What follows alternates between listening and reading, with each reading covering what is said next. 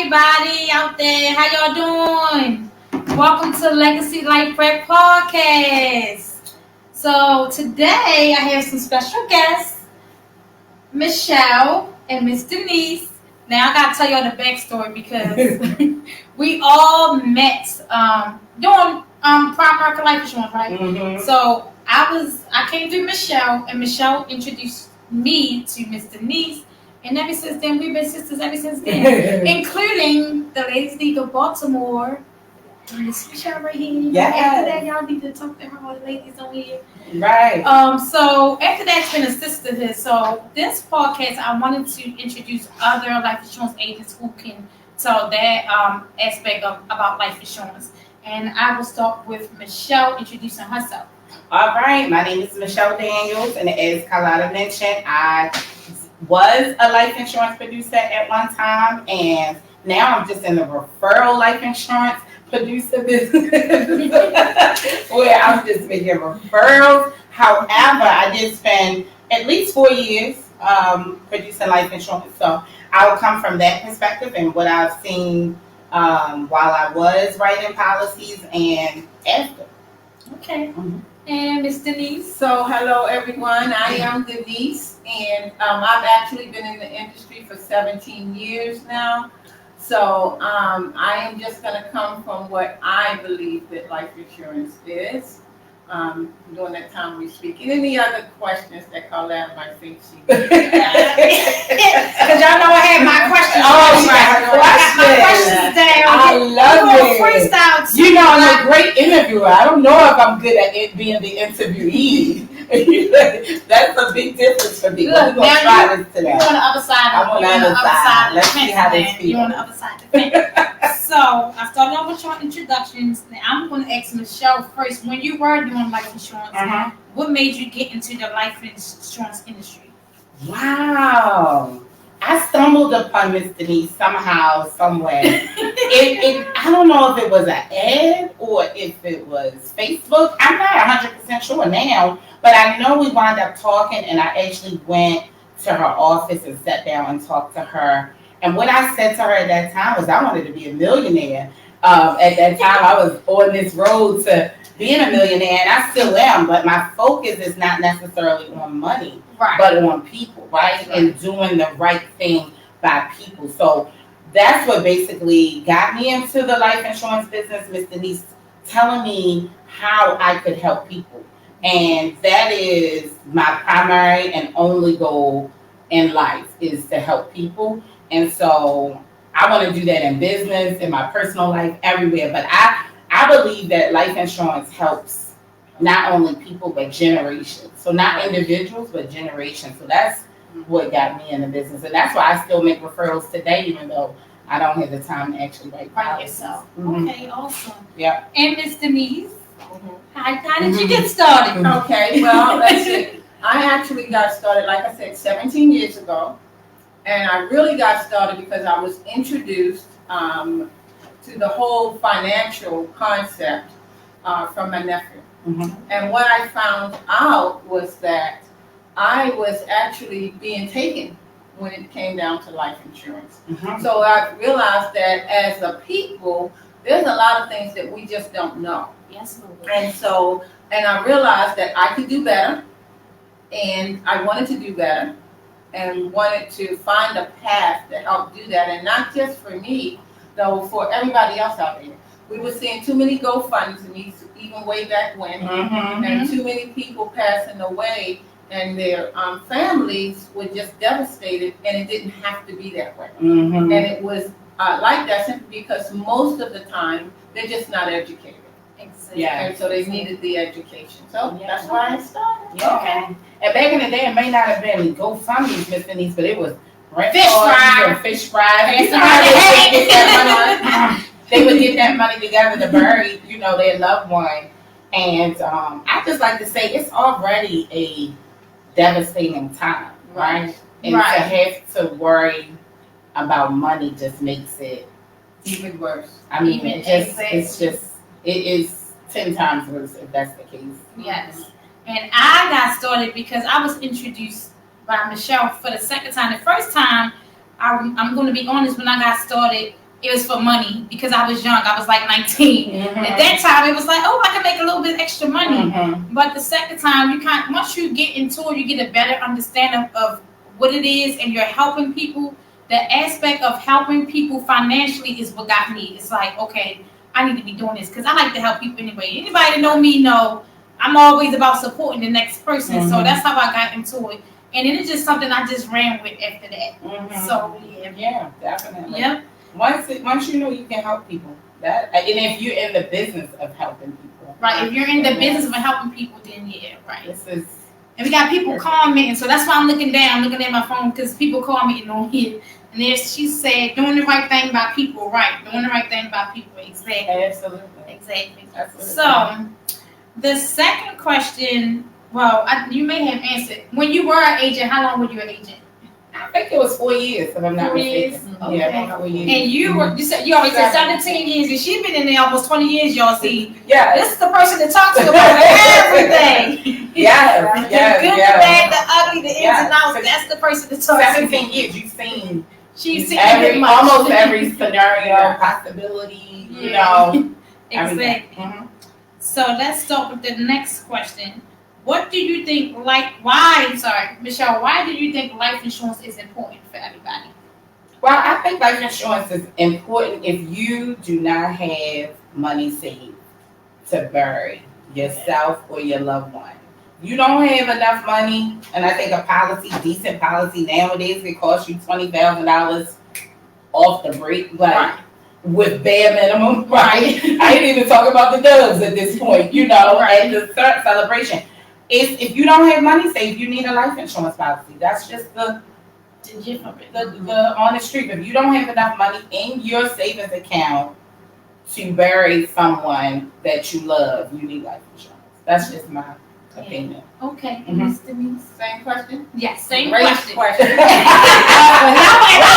want the good answer. Come on. I gave you the honest answer. No. Michelle's answer was great. Yes. But it's not all of it. Yeah. So, yes, you do have to have money for burial. But life insurance is so much further than that. Yes. Life insurance is about income protection. For instance, if you have a husband, you have a wife, and you have children, and I want you guys out there to think about this.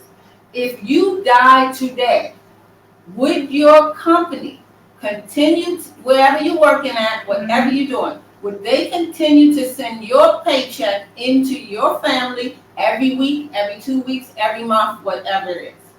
If that answer is no, which it is for everybody, unless it is totally your own business that you're financially independent in, other than that, that answer is a no. But do the bills keep coming into your family? Yes, they do. So tell me, how's your wife and the children looking? They got all of your bills, but none of your money. Wife, how is their husband and the children looking?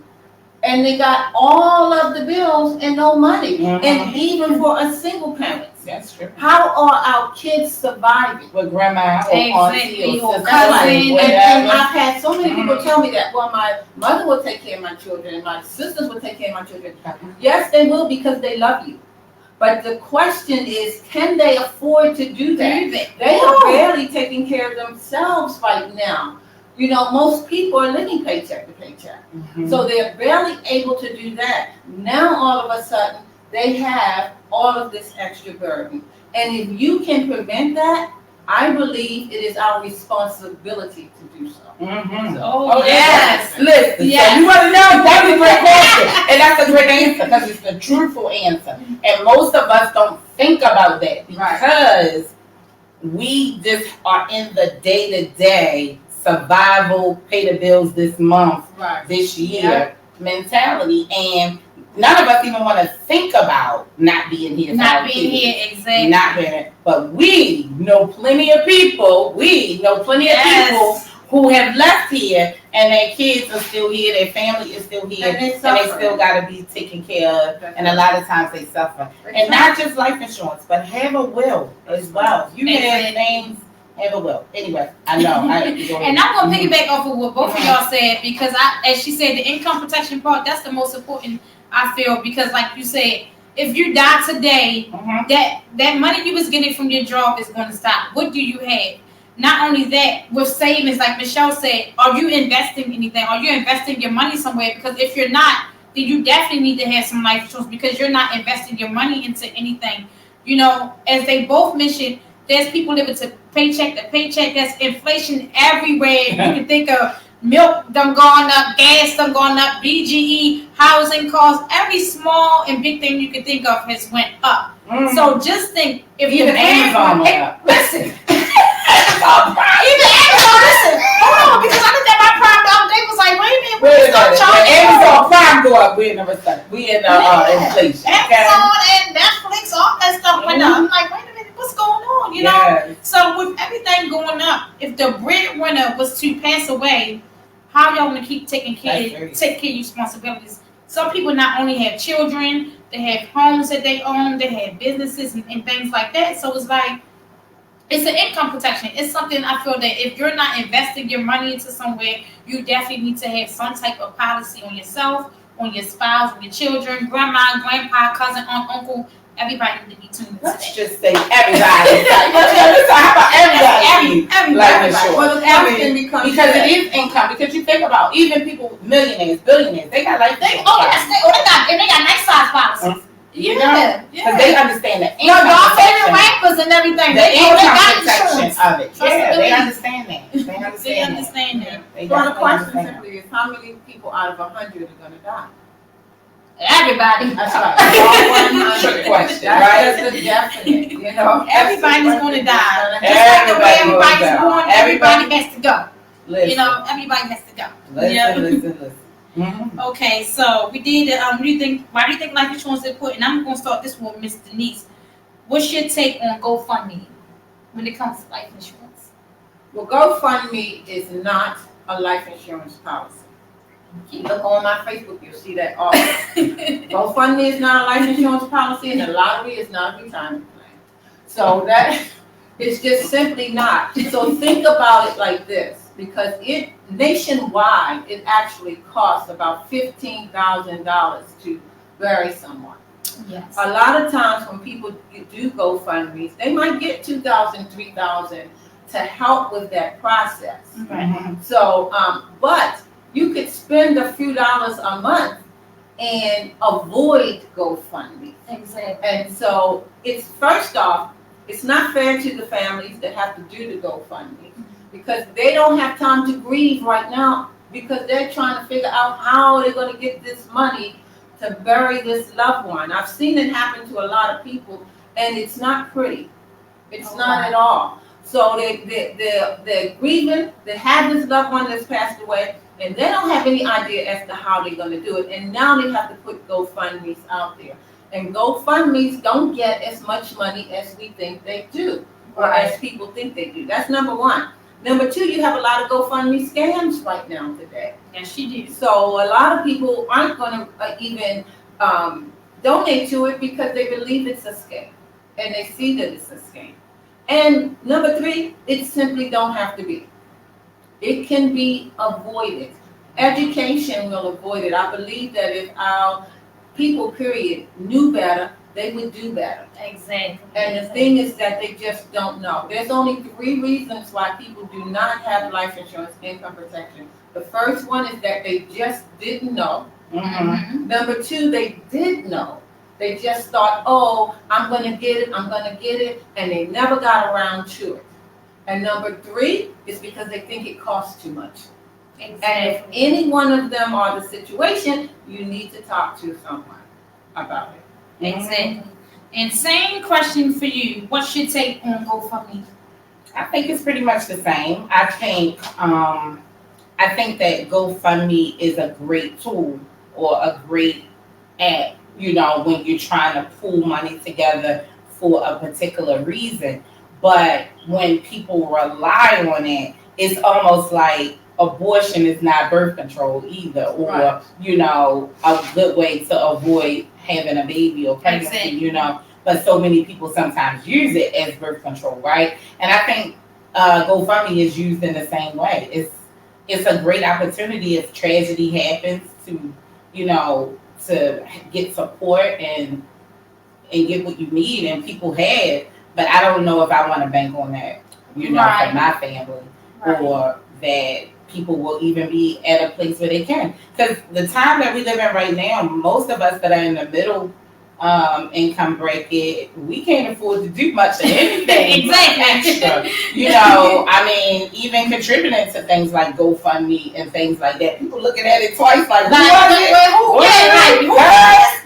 And so, Exactly. I just think that we had to get away from the excuses and really ask ourselves if we really care about our families, even though things do come up, and it's just one of those things. So I think GoFundMe is a great thing. I don't want to down the concept.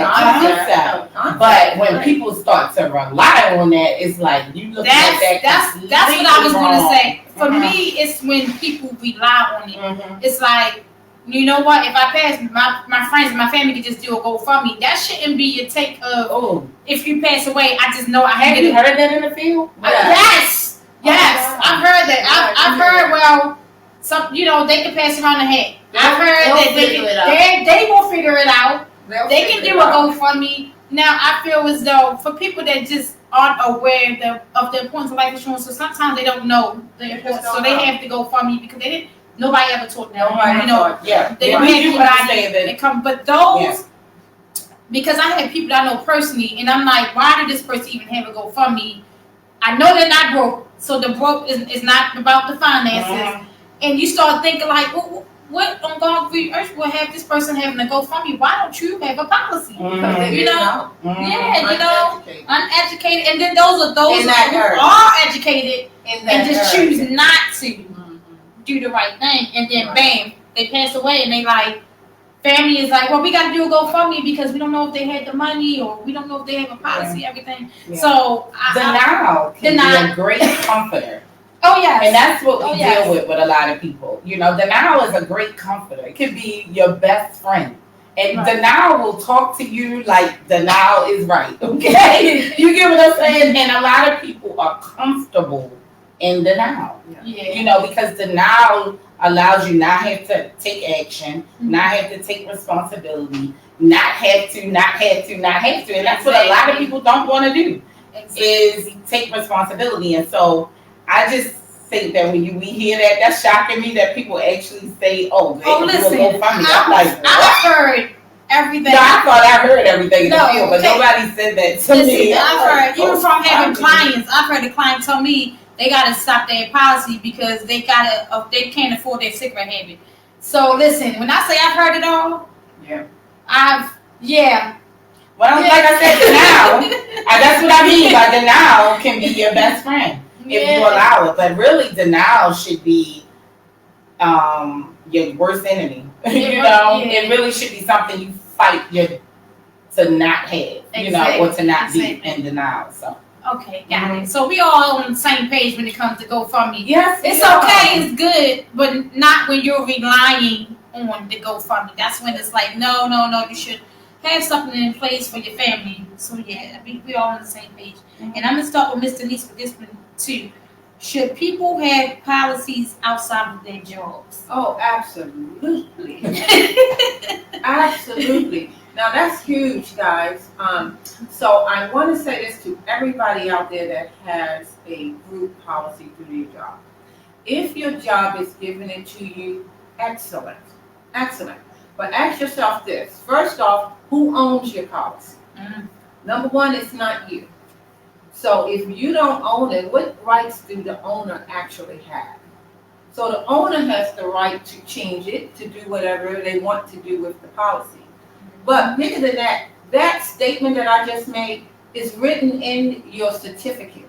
Because if you have a group policy, you never received the policy. Think about it. You received a certificate though. You got a certificate of insurance. So I want you to look in that certificate of insurance, because it says in there, can this policy be amended? And it says yes, without your consent. That's number one. Number two, it also says, I don't know if any of you have heard of it, but it's actually called the at-work clause. The at-work clause is written in every single group policy that's out there. And if you read the at work clause, it says that you are not eligible for coverage if you're out sick, if you're out for sickness or illness. So ask yourself, do most people drop dead at work, or do they go out sick for a while? And guys, I am very passionate about that because that's real. And I had a friend a couple of years ago that passed away. She was diagnosed with cancer in March. She died in April.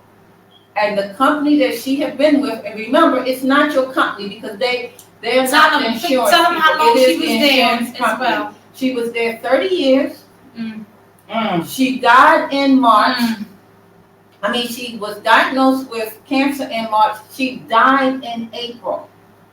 And that insurance policy did not pay out because she was out 30 days. Wow. Now, all insurance policies, the amount of time that you can be out differs. It varies. But who says that? It doesn't tell you anywhere in those policies. The only one that I know that tells you exactly what that length is the post office and the federal government, because that's on the internet. So they tell you what their length of time is that you can be out sick. But most commercial jobs or different things, they don't have that out there anywhere. Hers was evidently 30 days, and she met that 30-day threshold, and her company did not pay out, and her family was devastated. And my question to that is, do you know what your policy? Do you know what your policy saying? So that was some serious education. So the thing is, have the group policy if they're paying for it. Sometimes it's like maybe $1 or $2, and you think it's $1 or $2. It's not a lot of money. Okay, that's extra for your family if something should happen. It should not be what you totally depend on for your family. So you ask yourself, who should be in charge of my family? Me or this company? Somebody else. And that's the reality of it. We put too much of our responsibility in other people's hands. Yes. You know, and I totally agree. Even with school, I don't want to get off topic, but even school. So parents, we put too much in the hands of the school. And that's a whole nother topic. It's a whole nother topic, but it goes to the mindset. The mindset and the thinking of the people you guys are coming in front of and that I was in front of when I was out writing policies. If we have that mindset, we'll do that in every area of our lives. And we have to get out of that mindset. Exactly. And we have to take back the responsibilities of our families. If you delegate that responsibility to the school system to educate your children, fine. But I wouldn't be delegating who's going to take care of my family to anybody. You know? Exactly. And like you said, well, your question was the same question about what's your take on having a policy outside of your job? And you can elaborate more on that too, because that's one of the things that I get all the time in the field is, I have it on my job, and I have to start explaining like Miss Denise did to them, like educate them, like, do you know this? Do you know that? Because they assume it's on my job, I'm good to go. Well, I have to keep it 100. I was that person. You get what I'm saying? Because I had done that. I'm working. I'm doing what I need to do to take care of my family, especially when my kid, my son was younger. You know, all I could do was do those 9 to 5 types of jobs because of the activities he was in school. And so I was one of those people who really, really relied on the fact that I had this on my job. But what I later had to learn was, how about I grow? How about I don't want to be at this job? How about I get an advancement? How about I go someplace else? Then what, right? And so I was also one of those people who always got this stupid with my car insurance. You know, like I'm getting a little, and they don't even really give you that much of a discount. Don't let people fool you on that. But, you know, you can loop it all together and get it, and that's great and that's wonderful. But the bottom line is the buck stops with you. Your responsibility is your responsibility, and we shouldn't be letting anybody else control that. And your job is the owner of that policy. If business start going wrong or going bad, they might cut back. And if they cut back, if you leave the job, if you leave the job, that part. If you leave the job, that time between you leaving that job and finding another job, you know, I think about COVID. Like if COVID didn't teach us anything, my God, it should teach us to be as independent as possible. Because we never know what can happen. So a lot of times, you know, what people say about that, you know, and I ask, so what happens to your policy if you leave the job? And a lot of times, the job will allow you to take the policy with you. They will. But now, though, there's some things on it. Yeah, Some stipulations with that. Yeah. Some stipulations, and a lot of people say, well, I can take it with me. You can take it with you. But when you take it with you, there becomes another type of coverage that you have to get, number one. Number two, the cost is probably about 3 times, maybe Higher. 4 times More. higher Mhm. than what you're paying right now. And it's going to be based on your age that you are now. If And you health. started that job, yes, and health. So you have to do the health thing all over again. So if Mhm. you started it 10 years ago, what they might have given you that coverage for is a lot less than it would be today. And you're going to pay more anyway because this is a group. And because it's a group, they were able to have the premiums lower. You're not going to get that benefit. It will be 3, 4, maybe 5 times higher than what you're And in the first 2 years, it's contestable, The right? contestable period, So yeah. you start that period, you know, All over basically again. all over again. But that contestability period, if I can speak on it. Yeah, you can. Yes, this is open. Huge. So I need to speak on that because a lot of people misunderstand the contestability period. They think that the contestability period, which says if you die within 2 years after writing that policy, that the insurance company do not pay off. That's not the truth necessarily. That's not the truth at all. It is if you're getting funeral coverage or funeral expense policies, and they tell you that. Right. So you know that up front. But if you're getting a regular insurance policy, that's not the truth. What the statement says is that if you die within 2 years, the insurance company has the right to investigate. Thank you. To find out. That's what I was going to say. Yes, to find out whether or not what you told them was the truth. Was the or not. truth, yes. So an example is this. If your agent asks you, in the last 10 years, have you been diagnosed with cancer? And you say no. Then 6 months in, you die of cancer. The company is definitely going to evaluate. You would do the same thing and see what's going on. And what if they find out that you were diagnosed with cancer before you purchased that policy, then they won't pay. They won't pay that policy. But if you were diagnosed with cancer one day after you purchased that policy, they have good to to go. pay off. That's what I want to come And from. 2 years and 1 day, it doesn't matter. They can't even ask you the question. Yeah. Whether it was or Yes, not. that So contestability period. is what that contestability period means. So if you have not lied on your policy, you don't need to worry about the contestability period. Yes. Absolutely nothing. Yes. Yeah. And piggybacking off of the contestability period, because it's very important to know about that. Like somebody like myself, okay, I didn't wake up with lupus, but one day I had lupus. Thank God I had my policy before I found out I had lupus. That's right. Because like you said, if I would have had the lupus after getting the policy, there's nothing they can do about it. I had to tell people that like, it's not, they can't touch you. You got it after the policy. But if you have a condition before getting the policy and you die or something from that condition, they can say, oh, wait a minute. This person said they didn't have lupus. They didn't have cancer. They didn't have that. But don't you have have that period. You have to have been diagnosed with it. Yes, diagnosed with it. Not Yes. doing your own diagnosis. Yes, diagnosed on paper at the doctor. Let's say From the that. doctor saying that this is what you have. Yes, from the doctor. So So that's very important. But you know, this information is so important. I hope people watch it. I hope you continue to share it. I know I will, because people don't ask these types of questions. And then you got, like, you know how you got jailhouse lawyers? You got street life agents who want to say, girl, you ain't got to do that when you're fine, don't worry about it. No, what we're talking about is law, right? It's the insurance law in Maryland, right? And so it's not what we think, it's not what we say, it is the law. So, yeah. It is definitely the law. And also, I wanted to piggyback also on when you leave your job, because I've had several people when they left their job and they're like, why is my insurance so high now? I took that insurance from my job. Well, you were 30 when you started and now you're 62. And now you have illnesses. And now, you know, you're not 30 years old anymore. You're not in the group rate. They're going to rate you where you belong. If you're a smoker, now you're a smoker now. You wasn't a smoker 30 years ago. It didn't even matter because you was in the group policy. Well, now I smoke cigarettes. Now I have whatever, diabetes or whatever you may have. So you think they're going to give you that same policy to take with you at the same price? But I think it's because people do not understand insurance and the Right. business of insurance. 'Cause it's Insurance business. is the business of insuring more healthy young people, right?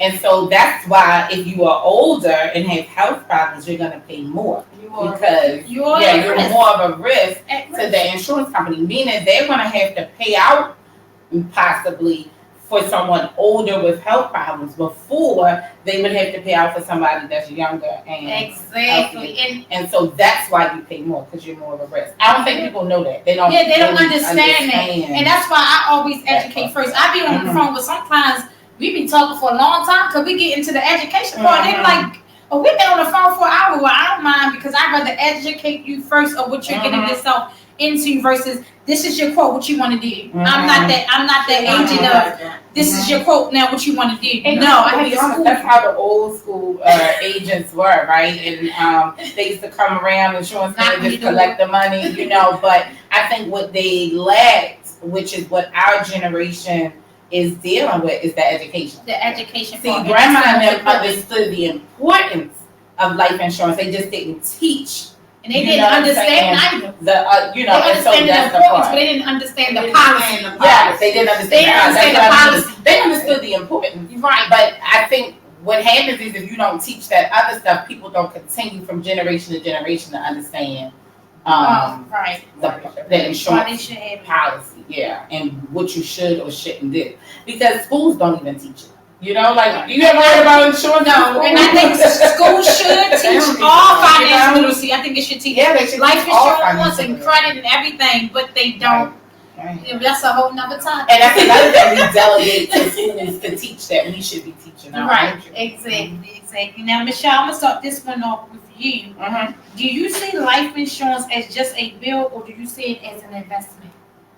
I see it Both. as a bill and an investment. Okay. I'm a realist too. I'm not even saying bills like everybody. Right, it's a bill, but I think the reason it also is an investment is because the bills I have align with my values, right? So I think if you align your bills with your values, bills are only how you choose to spend your money. So if you align that with your values, then you understand the investment that is in your family, right?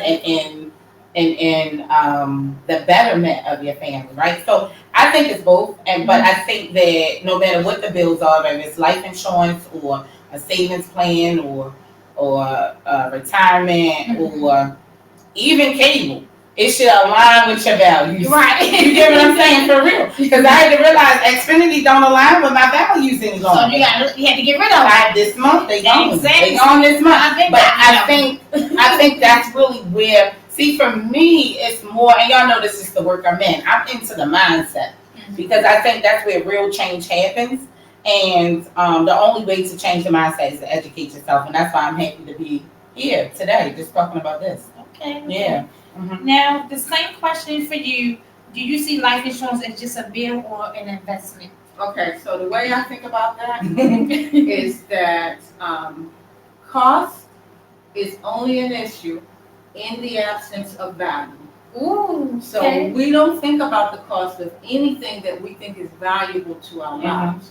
So when people look at insurance, no matter what kind of insurance it is, as a bill, then they're looking at it as if this is something I can stop someday. Right. So it's not that valuable to me. Because if you think about it, if you drive, you better have car insurance if you have one. And you do. Why? Because it's a value. You know you got to have it in order to drive. So that's not something you let go. Your rent or your mortgage, if you're responsible, you're going to pay them. Yes. Why? Because it's valuable for you to have be outside over your head for your family. Absolutely. The same thing, when you think about those things, you should think about life insurance the same way. It's valuable for my family if something should happen. If you do think about it like that, you will not lapse it. Now, you might have an accident and lapse it. That happens. People change bank accounts. I've done that myself when I'm an agent. And then you fix it up. And then you fix it back. But you don't just let it go because you say, okay, I don't need this right now. Because you remember, you think about the fact that we all know our birthdays. How many of you know your death date? No, Nobody did. No one. And that can happen at any time. Yeah. At any time. So if you have that mindset of, oh, well, this is just another bill, I can drop this until maybe 6 months down the road when I get back on my feet. If you're thinking I can die within 6 months, then you're not going to allow it to happen to your family. So as far as a bill, I know that people think of it as a bill. I don't like to think of it as a bill, and I like to try to educate people not to think of it as a bill. Okay. And to think of it as a investment in yourself. Because that's for your family. Definitely. And to piggyback off both of y'all, I feel like I agree with both of y'all in different aspects, because I feel like this, like you said, you drop cable because you're like, that's not what I got going on. I ain't got that was a bill, and I feel like I tell people all the time, when you think about life insurance, when you're getting a policy, treat it like you treat your mortgage and your rent. Do not let it lapse. If you got to pay late, pay it late, but don't let it lapse. You got to borrow the money from a cousin. Y'all borrow money for everything else. Okay, can I borrow some money? My policy is due. I'm not working at the moment. Pay it, because I've seen firsthand with a family member, with friends, with someone that their policy lapsed and somebody when that policy dies. Yeah. So and one last thing to that. Hardships happen, and things in life happen. And it might become a time where you really don't see how right now I can pay this. But don't just drop it. Call your agent. Call the company. Get them to lower it for you. Oatmeal beats no meal at all. Yeah. It's better to have something in that coverage than nothing. So get them to, you can call them, you can call your agent, you can call an insurance company and get them to work with you and lessen the amount of coverage for right now. Exactly. And then later when you get things back together, you can actually increase it back again. But don't just let it go. That's a great way to do it. And I've told clients as well, because stuff happens, especially during this pandemic with COVID. I've seen so much happen with people policies, and it's like, oh my goodness, even with people that have it just on their job, your job now putting stipulations because now it's a COVID clause, now you can't do this and do that, or people dropping their policies because of COVID. So it's like, a COVID clause. Yes, it is. Oh yes, it's a lot of stuff has changed. When COVID hit, they said, "Oh, we changing all this, baby. Y'all not gonna get our money." Oh yeah, yes. Check my policy. But that's why you should always look into what you have and stuff, because you just never know. That's why I say, don't. If I tell my clients, okay, there's a hardship. I can work like you said, lower that policy, but don't just not have anything. Right. Because I've seen it for myself. I'm like, that person was just talking. What you mean they passed away? And it's like, it hurts even more when it's somebody you know. It's like, wow, hey, they just had this. They had this policy for 5 years. They never lapsed for a month or two, and then bam, that person is gone, or that child is gone. Whomever died, and it's like, oh my goodness, I wish I could have saved them, or I wish I could.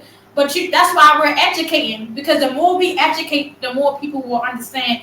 Listen, don't let that policy lapse. Lower it, or do whatever you do. Borrow that money from whoever, or whatever you need to do. But I'd much rather pay your policy than contribute to GoFundMe. Right. Exactly. Me too. Because I've had people that I know personally that had to GoFundMe, and the insurance lady in me was like, I don't think I want to. I mean, I'm just being honest. A part of me was like, I really don't think I want to give money to this family for a GoFundMe when everybody in that family knows about life insurance. Right. It kind of is like a catch-22. Do I want to help just out of kindness of my heart? Or is it like, no, I don't want to touch that? Are you feeling like you're enabling them to... Exactly. Yeah, like a part of you is feeling like, am I enabling them to think that people are going to just keep giving it to them when they know better? Because some people don't know better. So I'm not talking about the people that don't know better. But there are some people that actually know better. They just don't choose not to do the right thing. How do you guys feel about that part? Well, that in there. Well, I do have something to say about that part. And the reason is because I have several of my agents that have said just that. Okay. They talk to family members and different people, and then they come up with, I'm not giving them nothing. I talked to that lady 10 times before she died. And now she died and everybody got to come up with money. So one thing that I can say to calm it down. The person that you talked to that did not get your life insurance is dead. They're gone. So now we have the family that's left. So this is an opportunity. It's an educational opportunity. It's an opportunity now to educate that family on what a real life experience. A real life experience, and that's the best time to talk to on what's necessary. And you can do that by actually helping and donate. You might not want to. I mean, your heart says. I had actually still donated, but my heart was like, ooh, your heart says, no, I don't want to do this. Well, I think there's nothing wrong with not donating and educating because that is still value. That's it is. Oh, you cannot, but it comes off a little better if you're giving like $10. Here's my $10. Even if you get $10, but let me educate you. Let's have a family meeting. Let me come to your family house. Why? Because 9 times out of 10, whether you donate or not, that whole situation is stressful for them, and they are not going to get the money that they need. So if they don't have the coverage now for themselves, now is a good time that you can. I think what y'all talking about reminds me of the book, The 4 Agreements, where it says nothing anybody else does has anything to do with you. So if a person doesn't get a policy, that's not because of you. That's right. That's on them, right? And it's their denial, right, of a situation or lack of accountability that's allowing that. So I think you just have to weigh your heart and figure it out. But I definitely wouldn't take it personal because nothing anybody does has anything to do with us. And I think for me, even though I still donate, when it's a family or close friend, I'll be just so upset. Like, I know. Not necessary that you, because I always tell my family, you don't have to get a policy through me, but make sure you get something and make sure you read, what you signing your John Hancock on. And when somebody passes, I just be like, it really will blow. So why you never went and got a policy from anywhere? It really will. So it just take. And the reason is because it's so unavoidable. It's unavoidable. Yeah, and you care about the person. It's just some things that happen that you just like. Yeah, that's nothing you can do. But being able to bury your loved one or be able to care for your kids is unavoidable. Right. It doesn't have to happen. Now, we only have a few more questions left, y'all. So I'm gonna start this one with Ms. Denise. Should children have coverage as well? This is a good one. Yes, it is a good one. And that answer is yes. But children, you should not spend a lot of money because children are not breadwinners. Exactly. So, God forbid, that's a policy that we hope we never ever in life have to use. But the purpose is it's insurance for just in case. So you ask yourself, how many kids have died before the parents? Quite a few of them. So if something should happen, then you want to be able to put your child away or whatever you do. You want to be able to do that nicely without the stress. You're still going to have to do it. So you should have a small policy on your child, just enough, I think, just enough to bury them. You can have a little more, it depends on how you get it. If you get a policy that's a rider on your policy or something like that, you may get a little more. I think the average amount is $10,000 to $15,000. But you may decide that you want to get a little more than that. And you can. Because some people know that if something happens to my child, I'm going to be devastated and I'm going to have to be off for a while.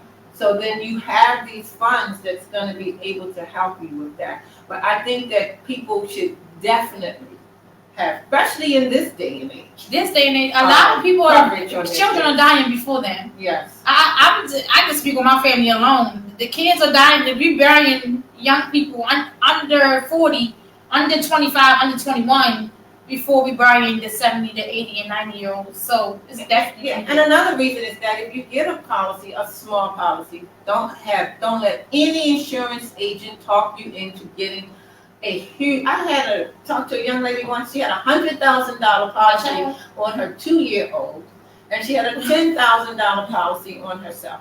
The thing is that she really didn't understand. Yeah. And the agent that sold it to her should have been shot. I'm sorry, I shouldn't say this on your thing. No, we not bad. Maybe okay because they Don't were ban her for bad. shooting me. Don't ban I mean, that man, she was having a truck, y'all. That Sorry. was horrible. But the That was young lady, But the young lady criminal. thought that she had the best. She's like, my daughter's got the best one. And I said, what do you mean by that? And then when she told me, I said, oh my God. I said, do you recognize that means, do you understand that if you die, your child is, that somebody's going to get $10,000 And to that's take care of her for the rest of her life. But if she dies, you are going to get $100,000. She did not recognize that. She didn't realize that was going on. Maybe But that if agent you- made a mistake. Yeah, we're gonna Maybe say he that. meant to do the reverse. say that. Maybe he meant to But give her if 10 you and get, her 100. I'm a hope that usually when people have big policies like that on their children, they're not happy about it when one of their children dies. That's like blood money. Mm-hmm. So they're not happy about that. But you do want enough coverage so that you can bury them, and you might have a little extra, because a lot of times what happens is when they get to a certain age, you can actually convert that over to a policy just for them without ever proving medicals. So if anything has happened along the way with them, then You're it good to don't go. cost. You're good to go. And you usually can get maybe 5 to 7 times more than the coverage that you have. So those are the things you want to think about when you're getting coverage on your kids. And that's the same question for you, Michelle. Do you think children should have coverage? Absolutely. I mean, I'm not going to belabor the point. I think that they absolutely should, and I think if you don't have coverage on your children, that's the first thing you should do Monday. Yeah. Is go call Carlotta or Denise and get you some coverage on your children, because it's just the world we live in today. And it's the right thing to do. It's integrity, right? It's just the right thing to do because it's just the right thing to do. And I think it goes back to the mindset that we have to change in our community. And that is that we have to take responsibility for our families. If the sad part about it is, though, if social services told us we had to have it, we go get it. We go get it. Exactly. If somebody thought, they had an opportunity to win the lottery by getting coverage on their kids, they do it. And so we just have to change the mindset and know that these are things that we need for our families. And when you start to have a family, as a mom or dad, that this should be the things you talk about at the baby shower. I wish we would give people this education at baby showers. That's a good idea, because I've done it at different places. But a baby shower, that's the beginning of the family, right? Yeah. And at wedding ceremonies and things like that, because if you love me, your actions should go along with that. And this is all a part of love. Life insurance is showing a gift of love. Yeah, it is a gift of love. Action. It's love in action. Life insurance is called your last love letter. Yeah. So that's how you should have your kids, I think. And the reason why I asked that question, because sometimes I get in the field and people will say, well, I'm getting a policy, but I'm not getting a policy on my child. So my first question normally is, well, why wouldn't you want to have a policy? Do they feel like it's jinxing? So some people, you have some that think it's a jinx, and then some that feel, well, I'm a die before my child, but you don't know that. So they already assume that, I'm gonna go first. My child ain't gonna die. That's because the knowledge is your best friend. So I educate people, and then I still have some people that have policies. They just still don't have any of their children, but I always try to educate them first about that. And then you just say a little prayer for those people. Yes. Hope that it doesn't come back later. Right. Okay, then let's see. Michelle, why is it important to own your own policy and have parentheses outside of like your parents, your grandparents? Because I run into those. My grandma got a policy on me. I'm good. So I'm serious. I know you have. Grandma got a policy on me. I'm good. I don't need no policy. I think I never had the opportunity to put some of this responsibility on anybody else. So I never had the opportunity to say, Grandma got me covered. So that's why I'm like, people just be saying anything. But all the time, though. But it really does go back to what I was saying, that people give their responsibility over to everybody but themselves. And I think it's important to have your own policy because you know, right? And that's just a part of being an adult, a grown up, and taking responsibility for your life and your responsibilities. I just think anything outside of that is outside of your control, and you leave it up to everybody else. It's like living your life in default, right? It's your responsibility.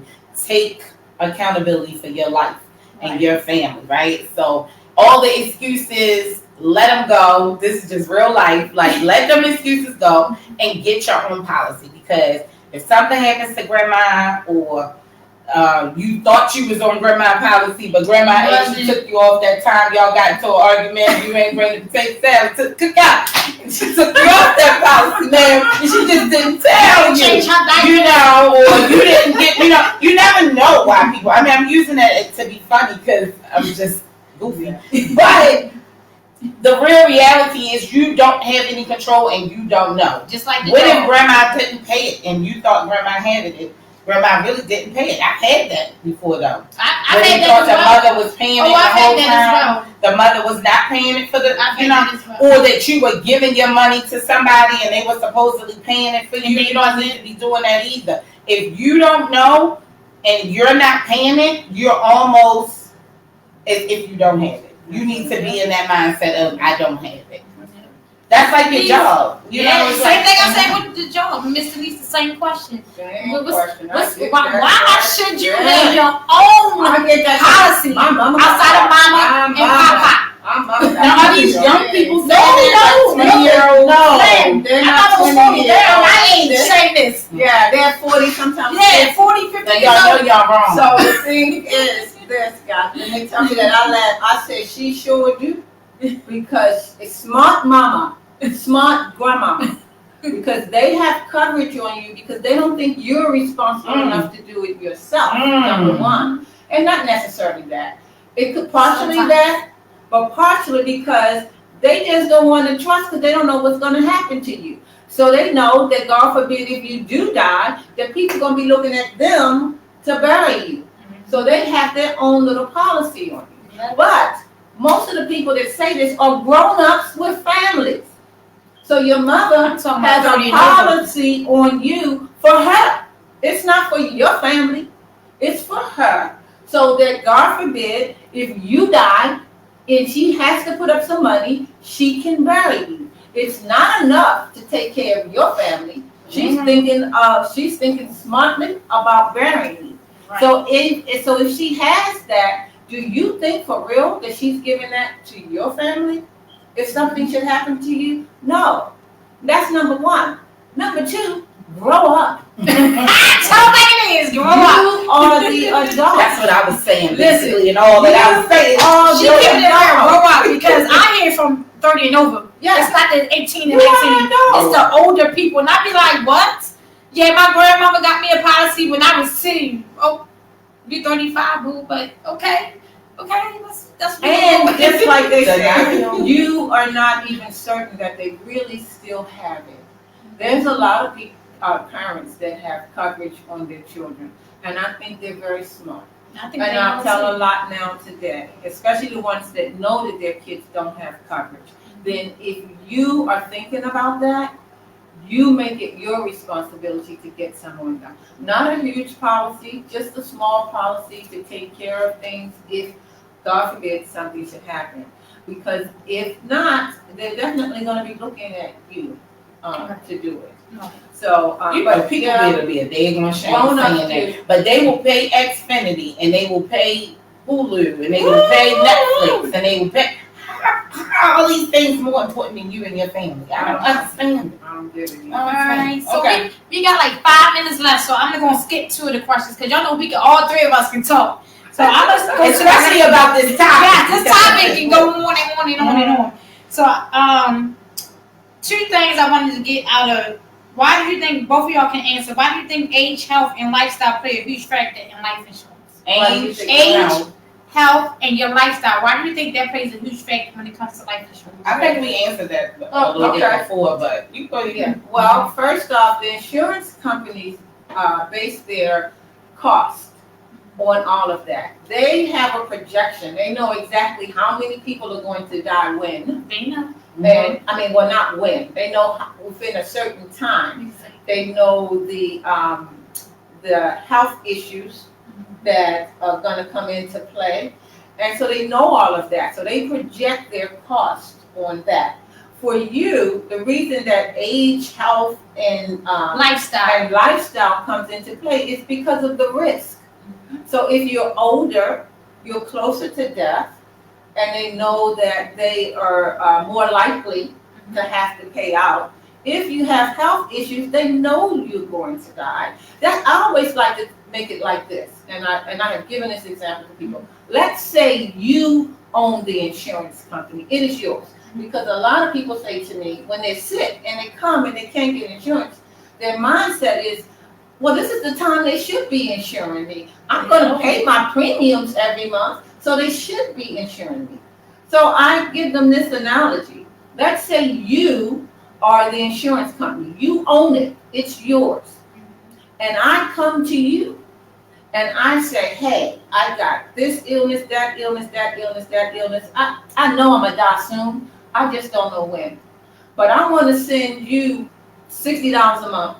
For $100,000. And I want you to send $100,000 to my family when I die.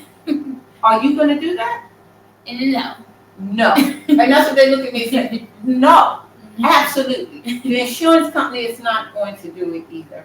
They're not going to take that chance with their money. You wouldn't take it with yours. So if you got illnesses at this point in time, that means you're a risk. They know you're going to die. So they're either going to rate you or they're not going to cover you. Right. One of the two. And then age, the older you are, the closer you are to death. And then your lifestyle.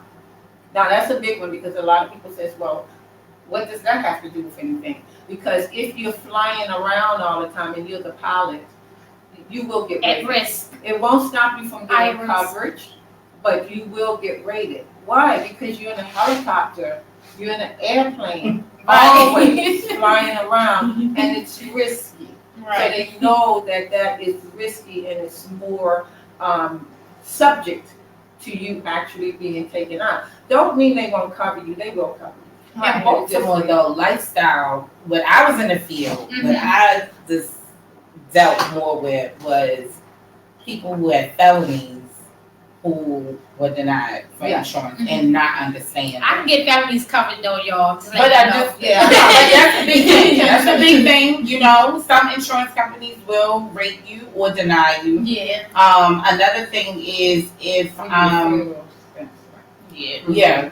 And the other thing is it was another thing I was thinking about as far as lifestyle that will get you rated too. But anyway, yeah. So as far as felony goes, that's a huge one.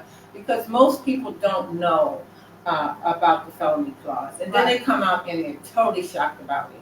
So a felony, and that's not just in Maryland, that's in any state. As far as felony, 10 years, you cannot get like regular life insurance coverage. You can get funeral expense coverage if you have a felony. But you can't get just regular life insurance for 10 years. But 10 years and 1 day, you can be covered. Yeah. And one thing about that 10 years, because I know I used to think it was from, let's say a person was in jail and then they got out of jail. And I'm thinking the felony starts that day they get out of jail. It does not. The felony starts from the time you actually got the felony. So if you got the felony and you spent 10 years in jail, then you get out, you no longer have a felony. So that doesn't count when it comes down.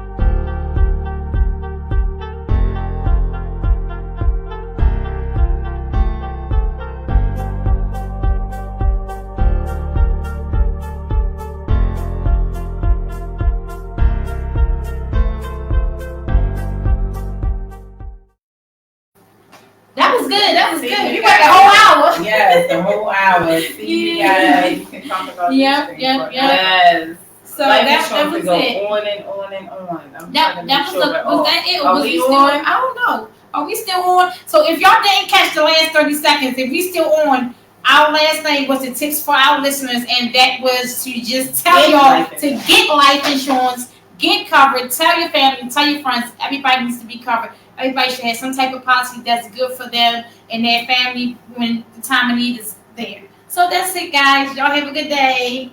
Oh, All she right. said yes, Miss Dillon. Yes, yes. We can go on and on and on. Yeah.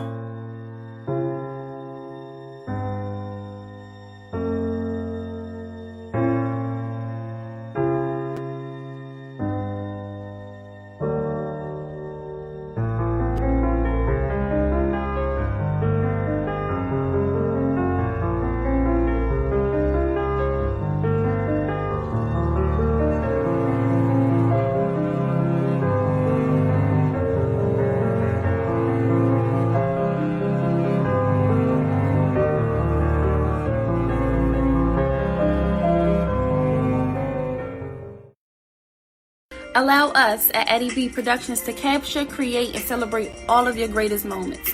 Let us turn your joy into memories that will last forever. As we remember our beloved Eddie Blick Jr., the very reason we do it all, we aim to put a smile on your face and also your heart. Whether a birthday party, wedding planning, organizing an event, or photography, we can service all your needs. You can follow us on Instagram at Eddie B Productions, email us at eddieb_productions93@outlook.com, or call us at 410-303-0101 for all